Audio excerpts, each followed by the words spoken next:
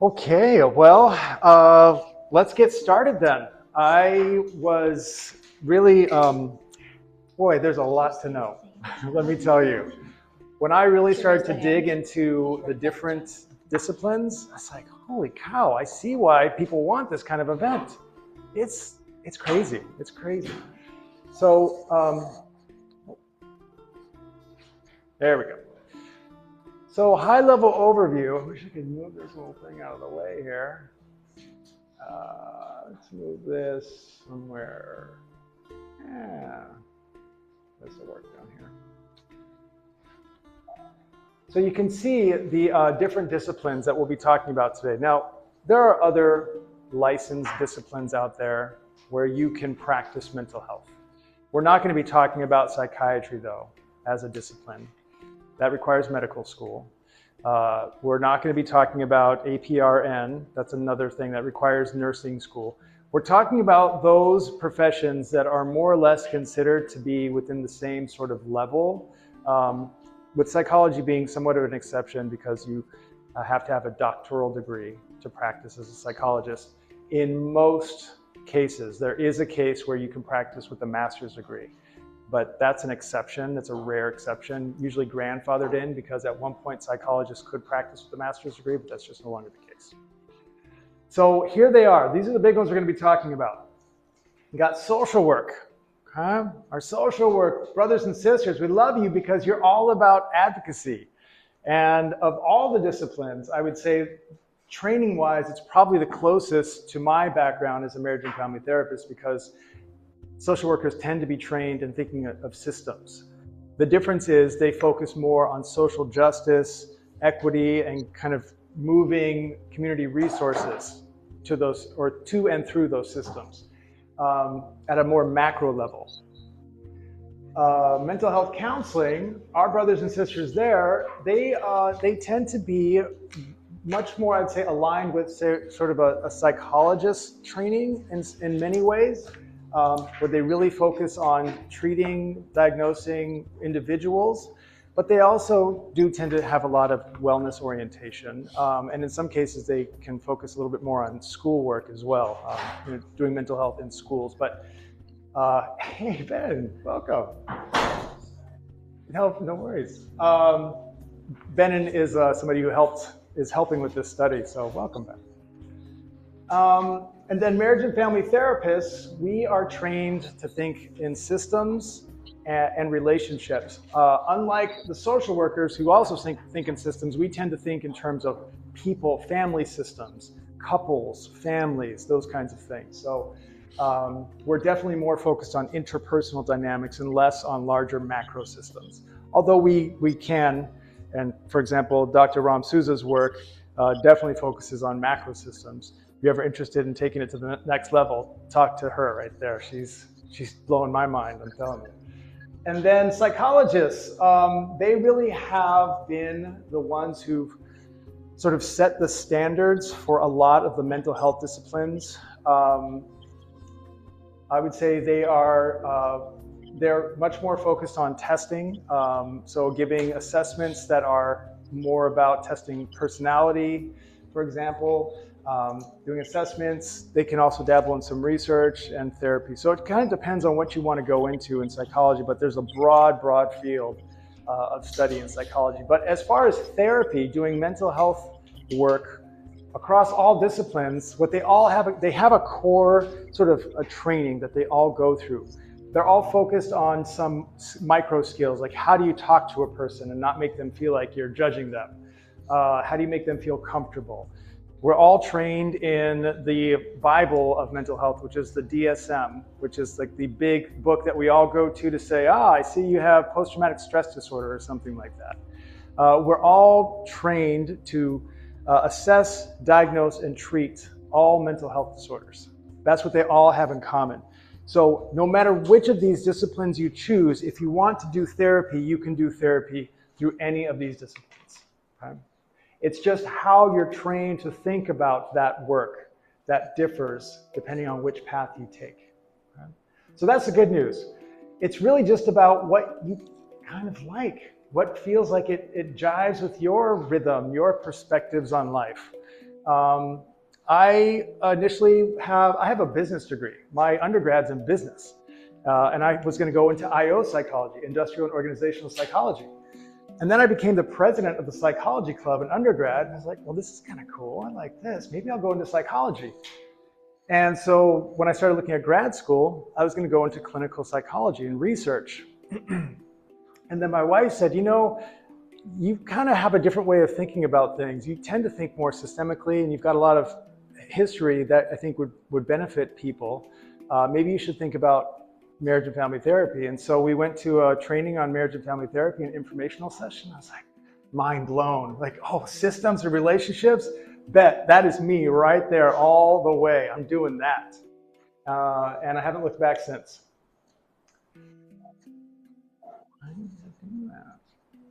Okay.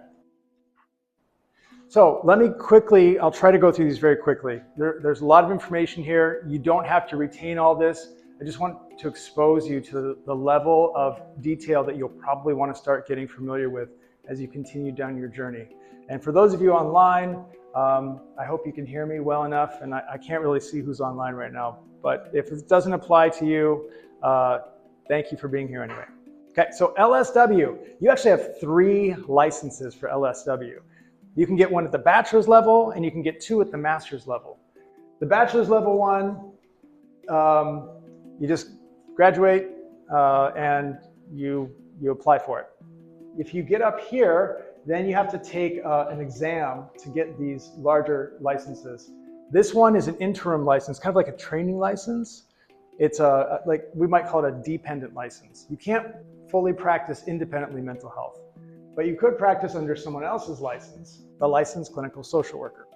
And this is a fully independent mental health license. You can practice by yourself throughout the state. Then the other ones don't have interim license or training licenses yet, and I'll get to that in a second. But you can see they all have varying degrees of degrees that are required, different clinical requirements, different educational requirements. You'll see the clinical requirements in a second. And it can be a little deceptive when you look at the numbers, because, for example, this is a range. You could have more if you wanted to, depending on if you're a semester or a quarter hour. But one of the challenges these folks are facing now is because this is only 48 and not 60, they can't become part of national interstate portability. So they're trying to figure out, well, what do we do about that? For these folks here, this is actually not stated anywhere in the statutes. You kind of have to figure it out by adding some numbers together. It doesn't actually say this is the number of credit hours you have to have. So it's kind of confusing. And then these folks here, they just got a whole other thing. You've got to go usually to an APA accredited program. If you don't go to one of those, it's not that you can't become a psychologist, a licensed psychologist, it's just you have to take some other roads. But it definitely has to be regionally accredited. And that is true for all of these. You have to go to a regionally accredited program to get licensed. Okay. The journey before you graduate is about the same for all of them. You enter, you do some grad school stuff for about a year or so, then you enter into a practicum of some sort or an internship. For mental health counselors, for MFTs, it's 300 hours required in order to get licensed. You have to have that many hours. For the psychologists, it's 1,900 hours before you graduate. For social work, it's a little bit different. You have to have, oh my gosh, I can't remember if this is before or after. I'm losing my train of thought here. The psychologists, I'm sorry, the social workers do have a requirement of, honestly, I can't remember what it is right now. No, that's post, that's post. It's something similar, and I'm so sorry I didn't have that on here. It's something I will have for next time. So let's move into the post. So that's for practicum, before you even get your degree. While you're obtaining your clinical graduate degree, you have to have a certain number of hours, For social work, once you graduate, you have to have a total of 3,000 hours that's subdivided. And I put this one separate because it's unique among the different disciplines. You have to have 900 hours specifically of advocacy and consultation. Like I said, the social workers, they're systems thinkers, but they're really about advocacy. It's social justice. The rest can be any kind of psychotherapy, assessment, treatment, all that stuff. And then 100 of all of those 3,000 hours have to involve supervision with a qualified supervisor, which for mental health, for social workers is another social worker. It has to be a social worker. And I say that because it's different for the mental health counselors.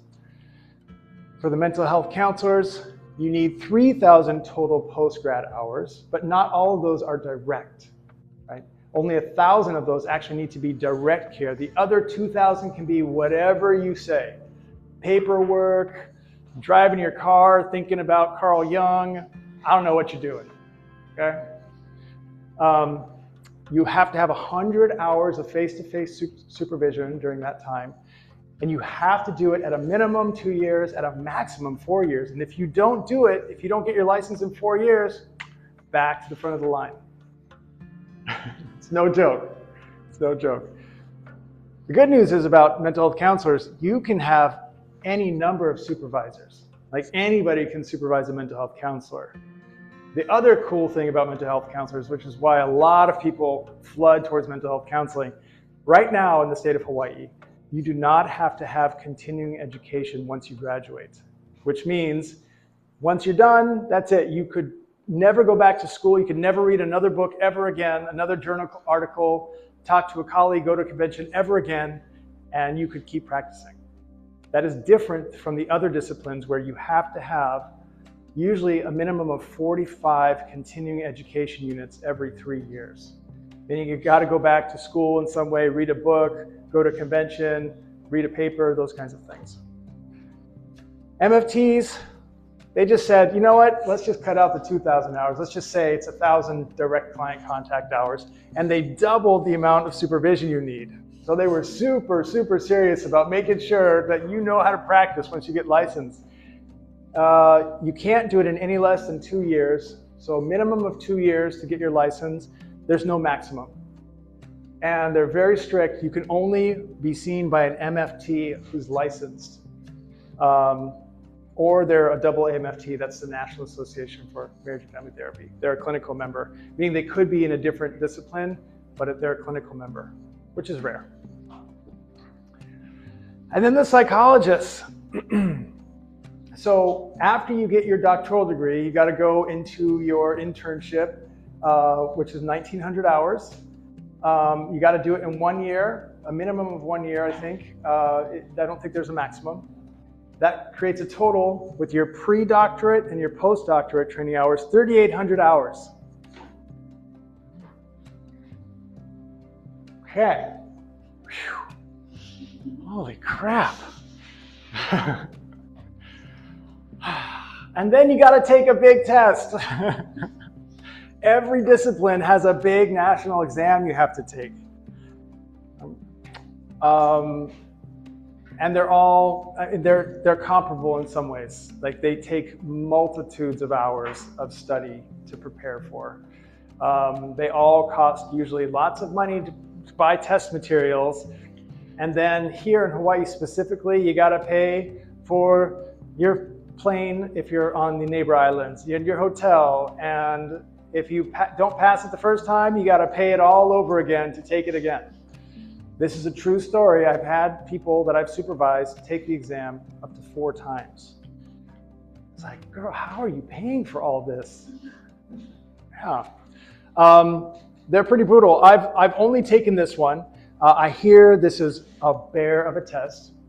When I took this one, it was 200 questions, multiple choice in 4 hours, which is about a minute per question.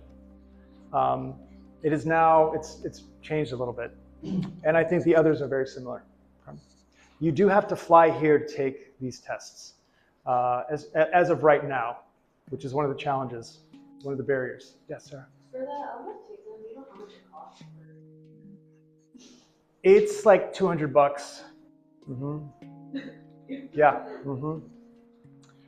Yeah, that's a real thing to consider, truly, which is why we're having this conversation now, because that's one of the barriers that people were talking about is there are like these hidden costs that we didn't know about when we entered the field. And if we would have known, we could have at least better planned for those things. But when you get through and you don't expect it, and all of a sudden you're getting like punched in the gut with this bill, like, holy crap, how am I supposed to pay for this stuff?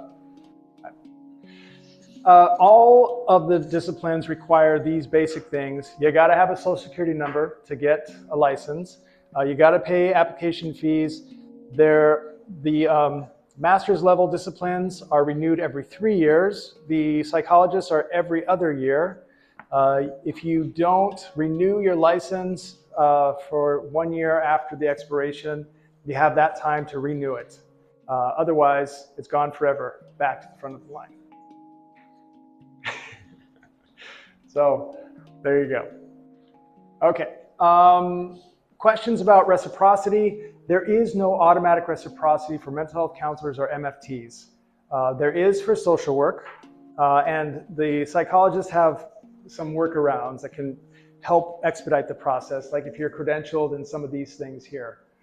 But that doesn't mean that if you're not licensed in another state that you can't, it does help expedite the process. You apply as a new person, so that goes without saying. This transferring of scores, so I'm mentioning this because some people have this workaround, and I'm thinking of MFTs specifically, where they'll go to another state, they'll get a training license, they will take the national exam, and then they'll transfer their scores back into Hawaii in order to expedite the process of getting licensed. Benin. It's a good question. Like, are we able to take the exam directly after finishing the graduate program at a decent point, or have to wait less than 10 years plus hours? Right. I know for MFTs you have to wait the 2 years. Yep. I will have to get back to you on the other ones. I know that's been one of the points of contention for MFTs specifically. Is it feels like you gotta wait at this long time, and as we're going to talk about the wilderness, people fall out. You know, it's like, why would I wait if I can go somewhere else and take it right away? Or even get a training license. And yeah, we're going to get to that. But for MFTs specifically, you got to wait. And I'm pretty sure that's how it is. Maybe not for social work though. Yeah. Something else I've got to add to add to slides list. Thank you. By the way, this is just the first half of this presentation, right? I haven't even gotten to my study results yet. Okay, so here's an overview, just a snapshot of what it all looks like. You got to have a degree, you got to get these pre-grad hours done, you got to have post-grad hours, you got to get supervision, and you got to take an exam.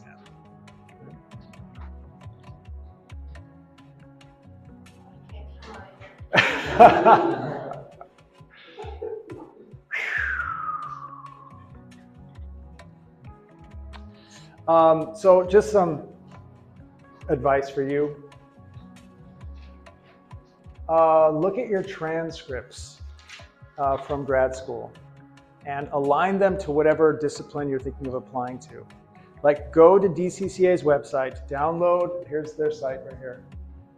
Download their application for that particular discipline and compare what it's asking for to your transcript. Because you're going to have to connect what you've taken to fit their requirements of what they say you need to demonstrate in your graduate education. Like, did you do X number of credits in human studies, in assessment and treatment and diagnosis, et cetera, et cetera. So it's really helpful to start that early so you're not scrambling at the 11th hour when you took a class 2 years ago, you can't remember what it was called. You think it had something to do with human studies, but I don't know, I took a dozen classes. Which is the second tip, save your syllabi now. Do not put it off. Because sometimes DCCA will ask you to submit all of your syllabi along with your application. And it's really hard to go back and try to find those after the fact. So every class, just put it in a little folder somewhere on your drive or print it out, stash it away, keep all of your syllabi. Also, all of these require your practicum supervisor, that is the person that supervised you while you were in graduate school, to sign your application for licensure after you graduate. So it is really good to get that person to sign it way before you're going to get licensed. It's usually a separate page on the application. Print it out, give it to them at graduation, and say, it was really great working with you. Before I go, just sign this for me, would you? Scan it, tuck it away. Okay? People die. Seriously, it's happened, you know, and then you've got to go, it's not that you can't get it signed, then you've got to go through these extra hoops of going to the grad school administration to say, okay, well, who can verify that I did this? It's a hassle. This is incredibly important. You have to be sure that your supervisor is qualified to supervise you. I know that sounds crazy, like, isn't that the supervisor's job? No. No, you would think. And I'm hoping that we can invite supervisors to pick up that mantle, that kuleana. However, being as it is right now, it is up to you to make sure, because it has happened where people have applied for licensure and DCCA has looked at their application and said, I'm sorry, the person you listed as your supervisor is not qualified to supervise your hours. If you've been working for 2 years to get these hours and then you're told that, oh my gosh. Okay. That's the end of that part. I will proudly say I'm one of the founders of the Mental Health Coalition. Meng, Sydney? We have a question on Zoom. Oh, yeah. I'm in my second year of my MSW and do not know about keeping our syllabuses. What do you suggest I do to get ahead of that now, aside from saving the ones from this semester? Meaning they've already gone through a few classes? And they haven't saved them. Well, I guess it's time to go make nice with your prior professors and say, remember that class I took with you? Get your transcript. Usually, especially if it's here, I don't know about other universities, but we keep all of our syllabi. It's Yes, all. Thank you for the emphasis. I really mean all of them are here under a repository somewhere. So yes, you can usually go get those from the administration of your department, okay, or your program specifically. Okay. Big shameless plug for the Mental Health Coalition. I'm one of the founding members of this coalition. We started it back in 2020. During the pandemic, I was the president of the State Association for Marriage and Family Therapists, and it seemed that we needed to rally together to kind of support each other through that, that unprecedented time. And we have formed a very strong coalition. We have a joint lobbyist that's represented us for the last 4 years. We have had 5 successful joint conventions together. I hope you come to the 6th one. It's the Hawaiʻi Behavioral Health and Wellness Convention. It usually brings together about 400 therapists at Ala Moana, and we have a great time. We learn a lot of stuff. We also, well, I'll tell you about the associate licensing bill in a little bit, but we've had a lot of success with trying to get you all into the field. What I want to say about that is join the association that aligns with your discipline. These are great people to support. They represent us at the state level, and your dues go to supporting the paying for lobbyists, paying for these big trainings that we're doing. It only helps you to be part of these associations. They're great. Okay, quick video. So, Hawaii's got a big question about its mental health providers. Let's get into it. Wow, someone actually called the journey to licensure indentured servitude. That says a lot. You see, Hawaiʻi needs healers, badly, but the path to actually becoming one, it's broken. Think of it like a tough expedition with 4 really distinct and challenging phases. Sorry, everybody. The music is still playing, and I can't seem to find where it is coming from.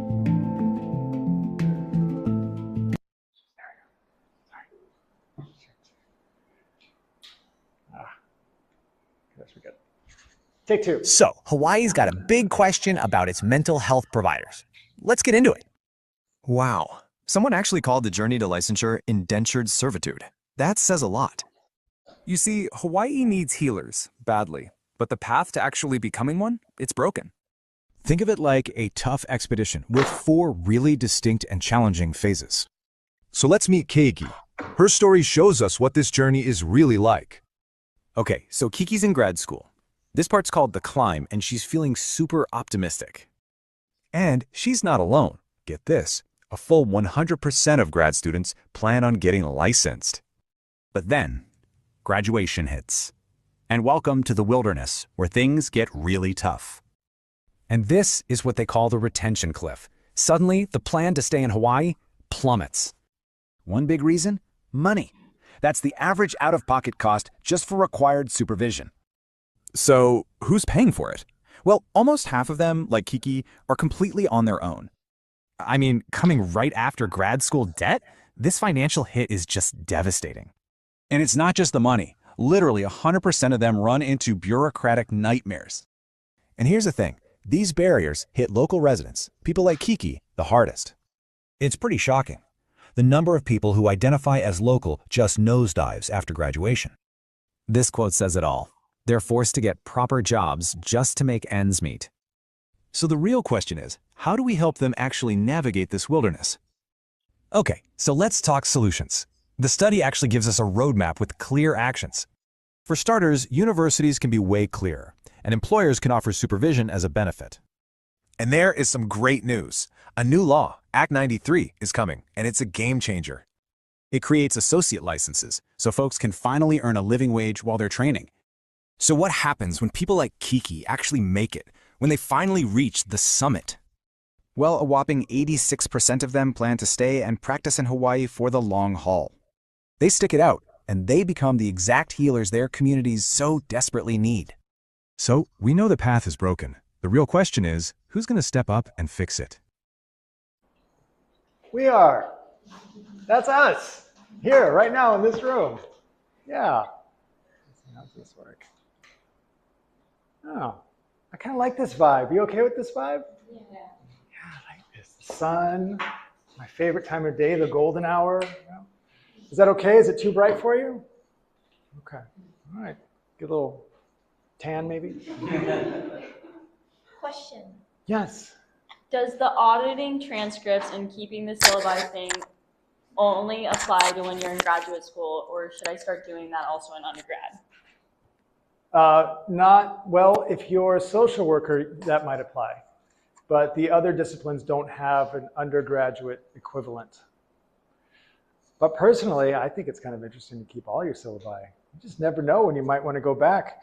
I mean, seriously, I never would have guessed that I wanted to maybe refer to some of my old business classes in my current position, but I think about it now, as I'll show you, because I think it bears relevance on what we're talking about here.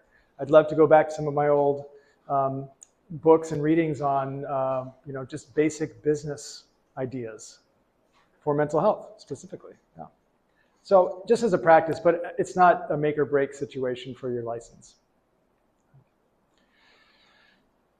So the current study is, actually I started this in 2024. I got the idea to just kind of gather some information because I realized there wasn't any information on our local population of mental health providers. We didn't really have a good sense of the developmental trajectory. There was a lot of speculation as to how people were going through the process, but we didn't have any actual numbers. So that's what we wanted to find out. And I thought because there are studies from the continent, particularly about BIPOC populations, Black, Indigenous, people of color, and how they can sometimes fall through the cracks and this leaky pipeline, I wondered if that would be true here. Because we've always been a majority minority state, I wasn't sure. We couldn't say for sure, so we needed some data. So we've started this online survey, and honestly, I wasn't pushing it super hard because it's a really long survey. It takes like 30 to 40 minutes to complete. And I wasn't offering any remuneration for it, no incentives, no gift cards or anything. Just like, we need this information if you want to help us out. And then it was only in the last little while that I got some colleagues, including Benon over here, to help with these qualitative interviews. So as we move forward, we're going to hopefully have a larger end than this. The goal is to interview as many people as possible to really get some qualitative data to complement some of the quantitative data we've gotten. But the cool thing and the unique thing about this study is it's 4 separate surveys looking at pre-grad, grad, post-grad, and licensed. So we get a cross-sectional sample of the developmental trajectory of mental health providers in Hawaii. And you can be part of this. At the last slide, you can all be part of this study. My goal is to make this an annual thing, and every year I'm going to update the data and say, well, this is what we found out last year. And hopefully we start to see some positive improvements. So, speaking of leaky pipeline, I think this is the bottom line right now with the data we have. One of the things that I think in the conversation about mental health crisis, that the demand doesn't meet the supply of providers, is that it creates this business model that if you just match supply and demand, it'll work out. But I don't think it's actually a supply-demand issue. I think it's a retention issue. Ideally, we reduce the demand. Like we find ways for people to not need mental health services quite as much. Until we figure that out, we need to figure out how to keep the people that want to go into this field. Because what this data is suggesting is that that's the real issue. Let me tell you more. So the way I'm conceptualizing this is breaking it into kind of like a trek up a mountain. Okay, you've got these 4 phases. And this is based on the data. The data told this story. Okay? So in the pre-grad, you've got the base camp. And this is what we found. 60% of the pre-grads that we interviewed said they did not expect to take out any debt to get through this process or to just pay out of pocket somehow.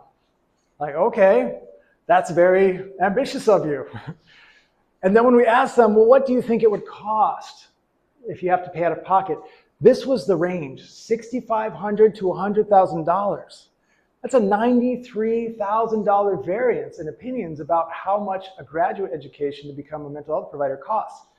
What I see this as is kind of wandering into the woods here, wandering up the mountain, packing for a day trip when this is a long-term expedition and it's foggy.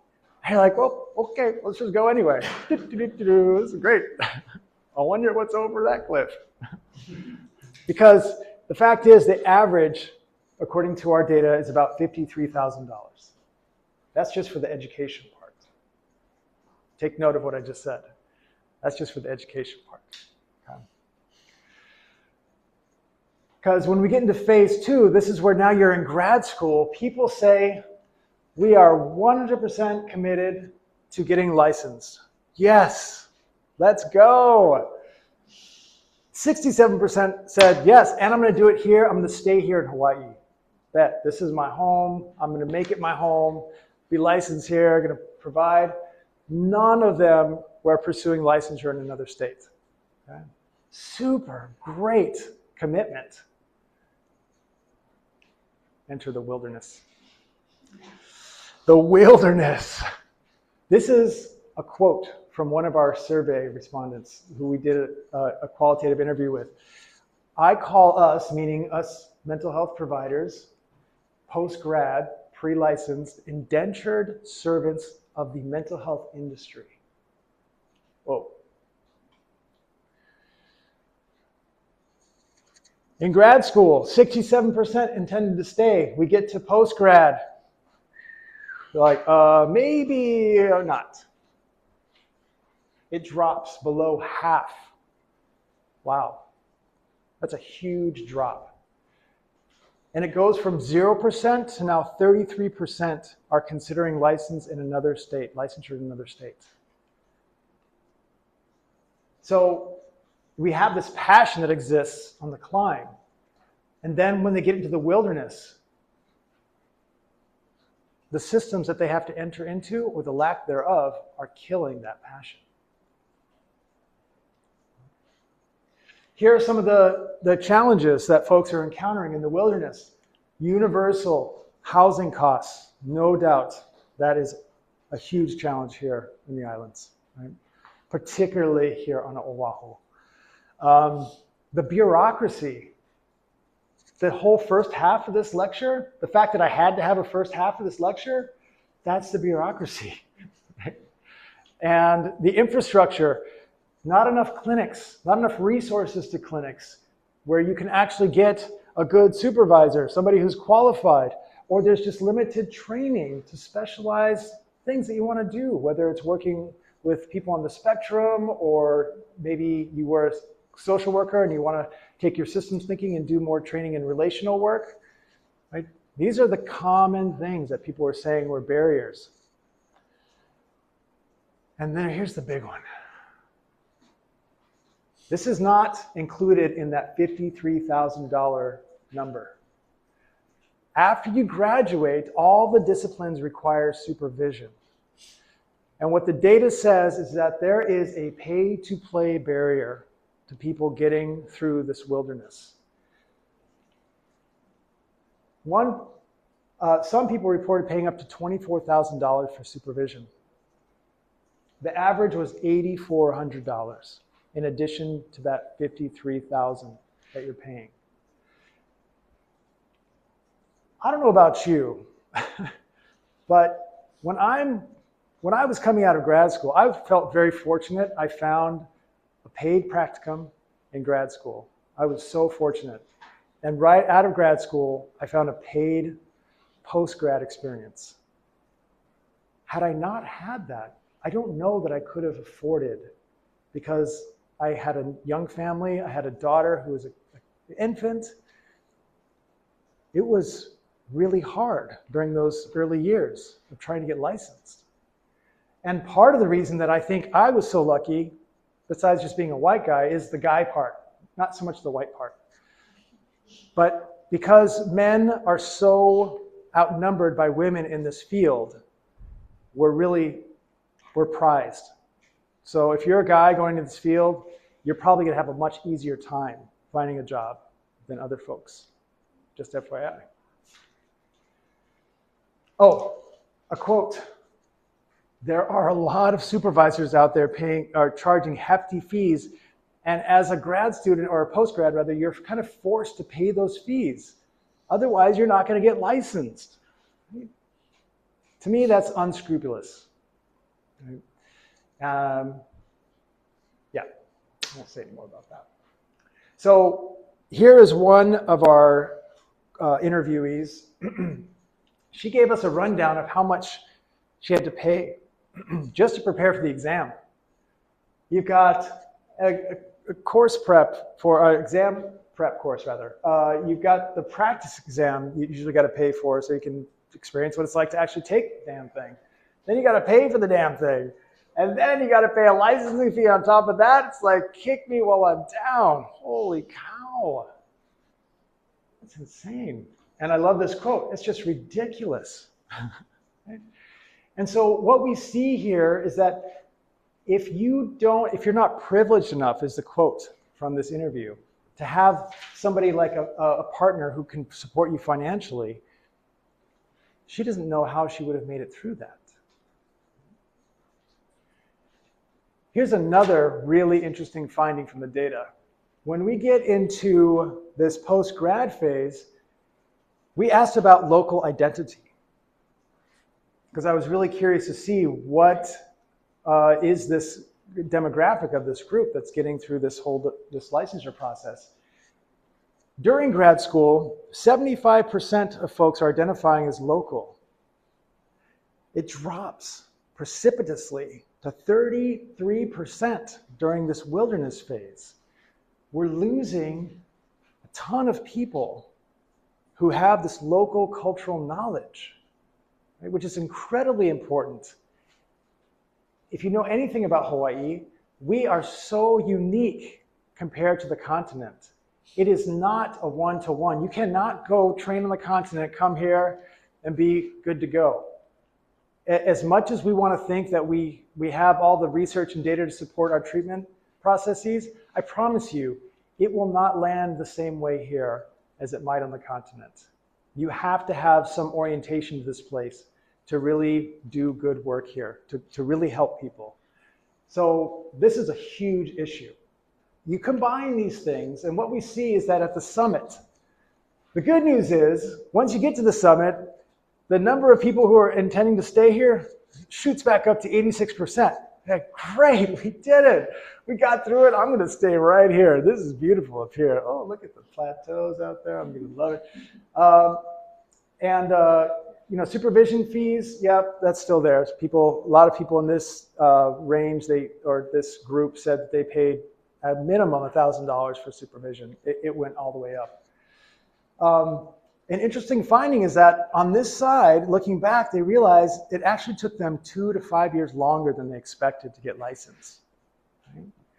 So just imagine that person at the base camp, packed up, they've got their protein bar, maybe a water bottle, and they're walking into the fog in the wilderness.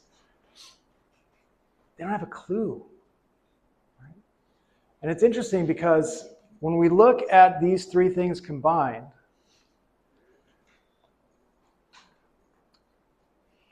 we see that this heat map shows that story. It tells that story, that when you're in the beginning of this process, you have no idea that you're going to be encountering some of these challenges up ahead. You kind of know a little bit about the bureaucracy issues. That's why a lot of you are here. You have some sense of that. The housing costs, yeah, that's always there. But there's a huge gap here. Like, look at this fog that people just walk through until they're in the wilderness. And they're like, holy crap, I am not ready for this. When was I going to figure this? Why didn't somebody tell me about this earlier? So who survives the journey is people who have maybe generational wealth or wealth of some kind, partner support, and just sheer luck, maybe. Luck could be defined as readiness coupled with opportunity, perhaps. But what I think is when you look at these other variables that are weighing people down, that don't get through the process, what this does is it moves things away from the initial intention of this whole system that we've created.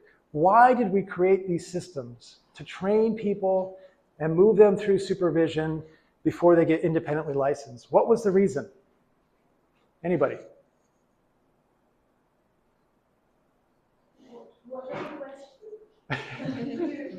Why do these systems exist? Filter for competence? Bingo. Bingo. It's to make sure that you're competent enough to not hurt people. First, do no harm. And only do good. That is the whole reason that these systems exist. But that is a meritocracy. But instead, what's happening is it's creating an aristocracy where only the wealthy, only the privileged are able to make it through this wilderness to reach the summit. It is not measuring competence in the way that we would think of it. It might be measuring ability to manage finance as well, maybe schmooze and network to be able to get your supervisor to give you some discounted supervision. But it is not measuring your ability to sit with the person, hold their stories, and help them heal. That is not what the system is doing. Enter Act 93. So, I was really upset by this whole thing. Before I even had this data, I was tired of hearing people falling out of the field.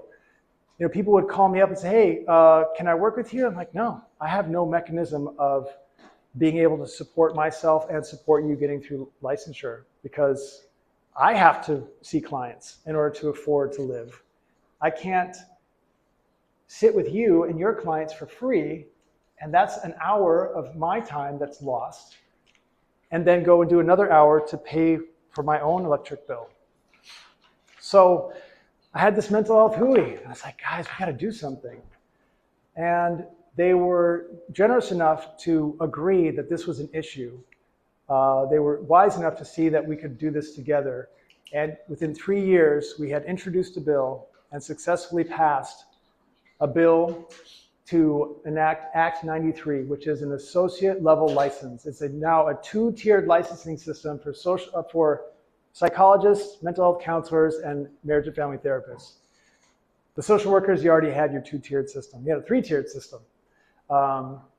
The challenge was that it wasn't in statute that would also mean that you could bill insurance through independently licensed providers' license. But that's what Act 93 fixed. So it basically leveled the playing field for all of us. All 4 disciplines now are going to have this 2-tiered licensing system that is statutorily obligated to allow you to bill through insurance, which is amazing because now you can actually earn a living to pay for that $8,000 in supervision. I don't think we should be charging people that much money for supervision when they're at the entry point of their careers. Yes? Sorry, you said social workers have another phase for this, equivalency? Well, you already had the licensed bachelor social work degree, or license, right? LBSW, LSW, and then LCSW. Thank you. Yep. So here it is. We've got Act 93. It starts July 1st. We are actively working with DCCA to monitor how they're going to roll this out, which has been very interesting to work with them.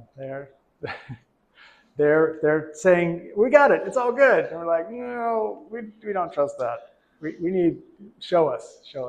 So I'll keep you posted on that. But assuming this goes through, once you graduate with your degree, your clinical degree, you can apply to become an associate, whatever it is, LAMFT or an LAMHC or an LAP, and you can start to bill for your services through your supervisor's credential, insurance, and you can get paid to do that 2 years plus of work, rather than working for free for 2 years. Yes, it's a big win. It's a big win. Other recommendations, I think grad programs need to do what we're doing right now. At the beginning of every term, with every new cohort, show them this presentation. Say, here are the realities, here are the numbers, here is the development trajectory based on the data we have. Are you sure you still want to go into this field? Let people make that choice.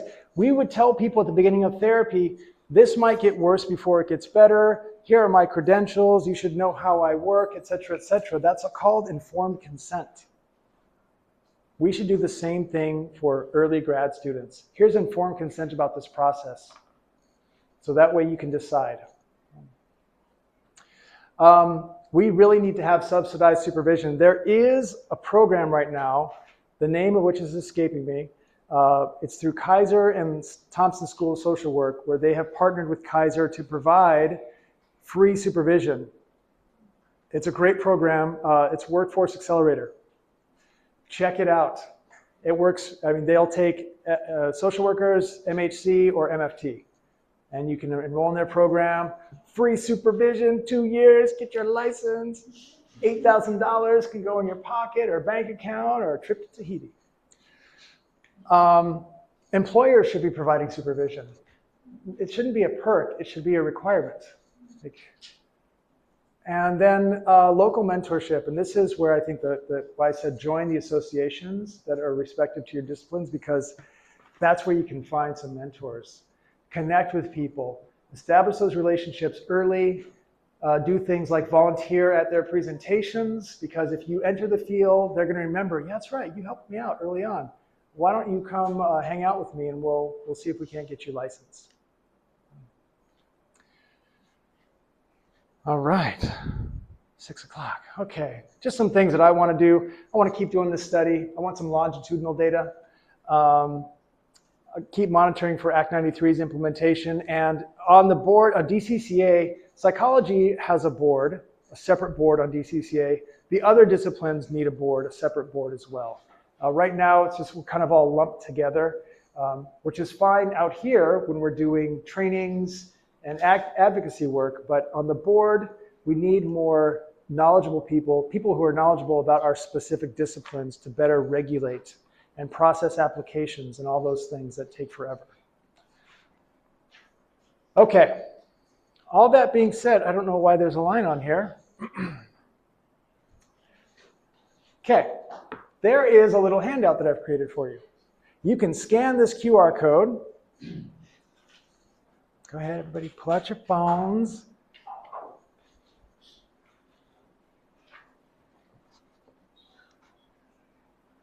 It's so weird. Why is there a line? It's an arrow. Interesting placement. Okay. All right. So, Meng, we're going to open the breakout rooms. So online, we've created 4 breakout rooms. I don't know if we have any psychologists here. You might be sitting in a room by yourself for a while, and if you are, I apologize. Maybe just pop out and go to a different room. The goal here is to do a little bit of networking and discussing around this, this mapping of your licensure journey handout. It's got some ideas. If I were at the beginning of my journey, I would want to answer some of these questions.